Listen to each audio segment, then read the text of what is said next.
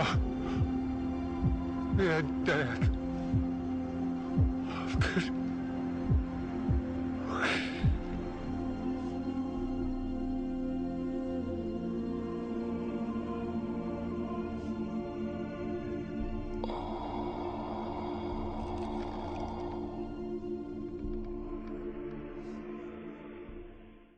Shalom, jemaat GBI Kedamaian yang dikasihi Tuhan. Bersyukur hari ini kita boleh bersama-sama mengadakan ibadah Jumat Agung. Walaupun kita melakukan ibadah di rumah kita masing-masing, tapi saya percaya lawatan Tuhan tetap ada buat kita.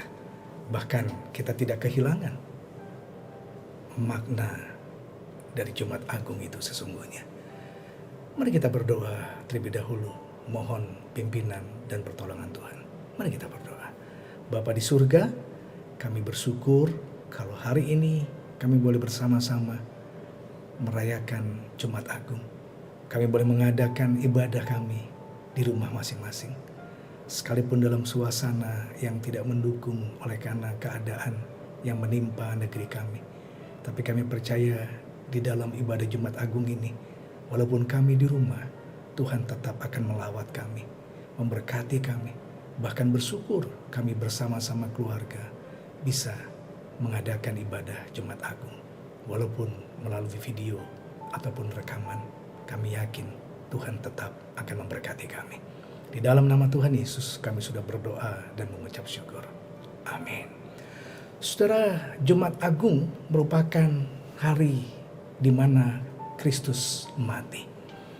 Kematian Kristus dinamakan dengan Jumat Agung. Orang mungkin bertanya-tanya, kenapa Yesus mati? Dan untuk apa dia mati? Atau ada pertanyaan juga yang mengatakan, bukankah Yesus itu Tuhan? Kok Tuhan bisa mati? Bukankah Tuhan tidak bisa mati? Kenapa Yesus bisa mati? Sudah saya percaya pertanyaan-pertanyaan seperti itu mereka belum mengerti dan tidak mau mengetahui yang sesungguhnya untuk apa dan mengapa Yesus mati. Saudara, dalam sejarah kematian Kristus merupakan kematian yang paling mengenaskan. Kenapa saudara? Karena kematian Kristus didahului oleh penderitaan yang begitu besar. Penderitaan yang sangat mengerikan. Kalau saudara pernah nonton film The Passion of the Christ, saudara lihat di sana bagaimana penderitaan yang Yesus alami.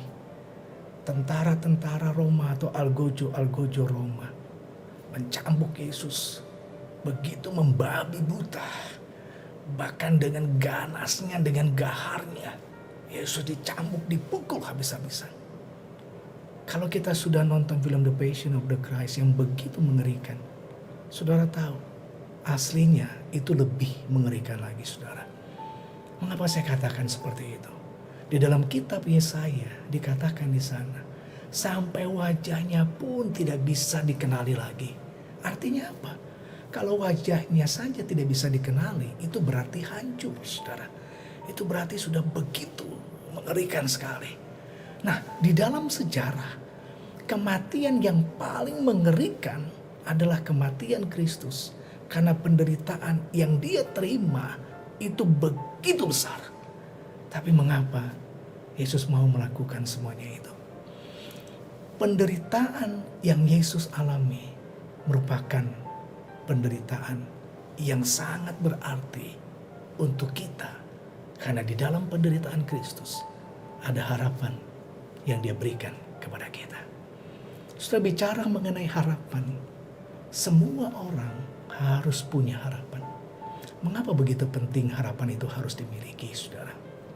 Kalau kita melihat dan mendengar kesaksian-kesaksian penderita COVID-19 yang akhirnya sembuh. Sudah tahu Tung Desa Moringin, seorang motivator handal. Dia dinyatakan positif virus corona.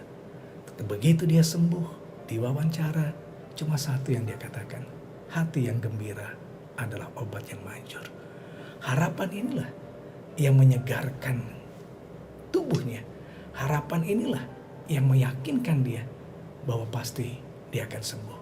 Satu orang lagi, saudara, pasien dari Semarang yang bernama Yohana Lastri. Ketika diwawancara pun, dia cuma bisa mengatakan, saya bersyukur, saya percaya, saya mengimani. Karena Kristus itu, Allah itu akan memberikan kesembuhan kalau hati saya bersukacita dan bergembira. Hati yang gembira adalah obat. Itulah harapan yang membuat dua pasien tersebut sembuh karena memiliki harapan yang besar.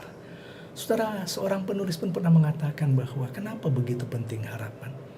Harapan adalah sesuatu yang memberikan gairah hidup. Harapan bisa berarti juga seperti oksigen atau energi yang melancarkan seseorang dari keputusasaan, dari sesuatu yang menyakitkan, dari penderitaan yang begitu besar. Tapi begitu dia punya harapan, maka energi itu pun akan muncul dan memberikan kepada dia kekuatan. Seorang penulis pernah mengatakan begini, saudara.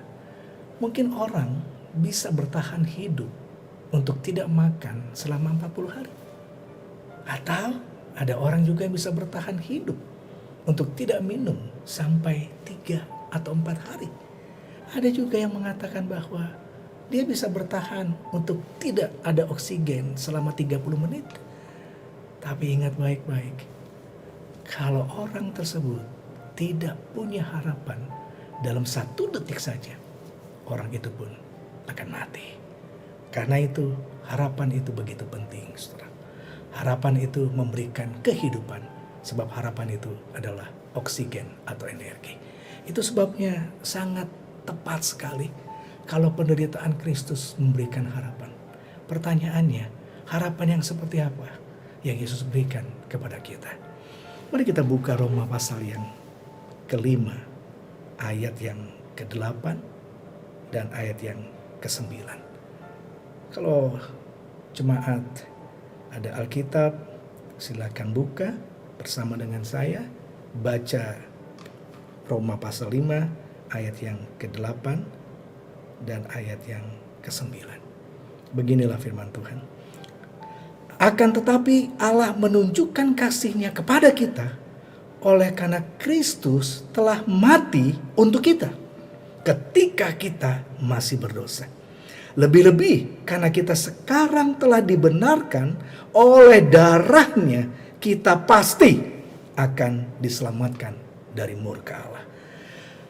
Harapan yang pertama yang Yesus berikan kepada kita melalui penderitaan adalah harapan akan hidup yang kekal. So, mengapa saya katakan bahwa ada harapan akan hidup yang kekal?